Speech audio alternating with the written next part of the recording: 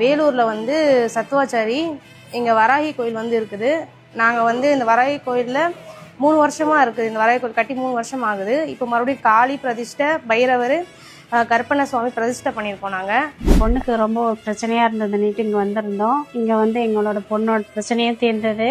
எங்கள் குடும்பத்தில் நிறைய விஷயங்கள்லாம் நல்லதே நடந்தது. அதெல்லாம் தாண்டி தான் இன்றைக்கி வந்து நாங்கள் நின்றுட்டு இங்கே பேசிகிட்டு இருக்கோம்.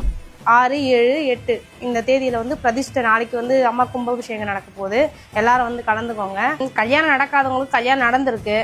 குழந்தை பாக்கியம் இல்லாதவங்களுக்கு குழந்தை பாக்கியம் உண்டாக்கி கொடுத்துருக்கா அம்மா. அரித்திர மங்கள வாராகி அம்மனுடைய திருக்கோவிலிலே அருள்மிகு மகா காளி அம்மனையும் அருள்மிகு சொர்ண பைரவ பெருமானையும் இன்று காலை சத்துவாச்சாரி புகழ்பெற்ற அருள்மிகு கங்கையம்மன் ஆலயத்திலிருந்து சப்த கன்னிகள், சப்த மாதாக்கள், சிரஞ்சீவி தம்பதியர் என அனைவரும் ஒரு 51 சீர்வரிசை எடுத்துக் கொண்டு வந்து மேலதாளம் முழங்க வந்திருந்து 2ஆம் கால வேள்வியிலே அம்பிகைக்கு ஆனந்தமாக செந்தமிழாலே வேள்வியும் அம்பிகைக்கு பம்பை ஓசையாலே ஆனந்தமாக பாட்டு பாடி இந்த 2ஆம் கால வேள்வி நிறைவுற்றது. மகாகாளி அம்மனுடைய திருவருளையும் சொர்ண பைரவ பெருமானுடைய திருவருளையும் கருப்பசாமி திருவருளையும் பெறுமாறு அன்போடு அழைக்கின்றோம்.